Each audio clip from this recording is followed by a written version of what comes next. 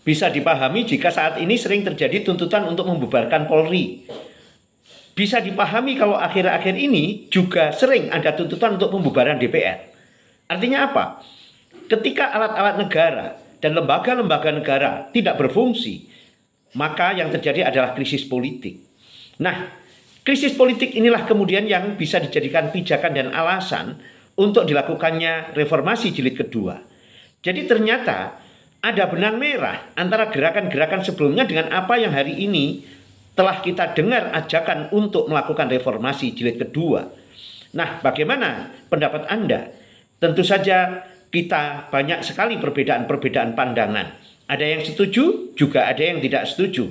Sesuatu yang wajar saja. Karena sesungguhnya masyarakat Indonesia saat ini sedang terpolarisasi oleh pandangan politik. Ada yang pro, ada yang kontra. Ada yang mungkin abu-abu. Tetapi inilah dinamika. Kenapa polarisasi terjadi? Karena dinamikanya sangat intensif. Di Indonesia ini dinamika politiknya itu sangat intensif. Tapi yang perlu diingat ini tidak sistemik. Nah, apa itu dinamika yang tidak sistemik? Dinamika yang sistemik itu mengarah pada sistem kenegaraan kita.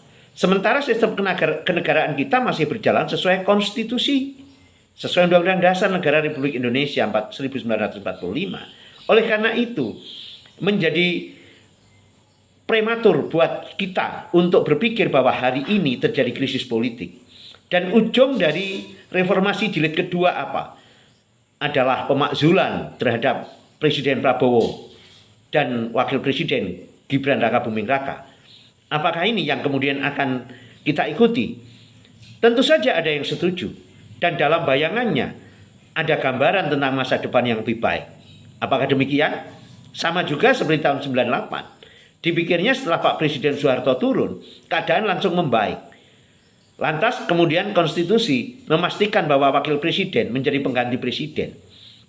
Nah, apa yang terjadi? Berbagai gejolak sosial terjadi. Di berbagai daerah terjadi perang saudara. Di berbagai daerah terjadi perang yang berbau sara. Kita masih ingat kasus Sampit, kasus Sambas. Kita masih ingat bagaimana di Poso. Kita masih ingat bagaimana di Ambon. Kita masih ingat bagaimana lepasnya provinsi termuda kita yaitu Timur Timur. Dan masih banyak lagi yang lainnya.